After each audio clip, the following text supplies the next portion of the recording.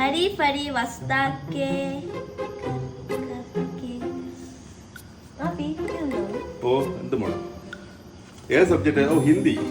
ഹിന്ദി വാപ്പി ഒരു കാര്യം പറയാം, ഹിന്ദിയും മലയാളവും നമ്മുടെ ലാംഗ്വേജാണ്. ലാംഗ്വേജിലും നമുക്ക് നല്ല ഫ്ലുവൻസി വേണം.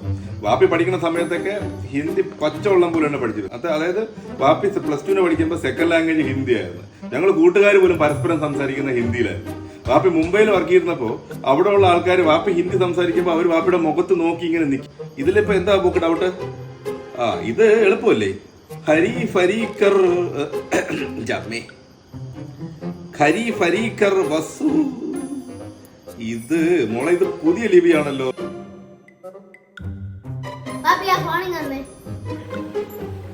ഇതാണ് ഗൂഗിൾ ട്രാൻസ്ലേറ്റ്. ഇത് ഉപയോഗിച്ച് ഏത് ലാംഗ്വേജും ട്രാൻസ്ലേറ്റ് ചെയ്യാൻ പറ്റും.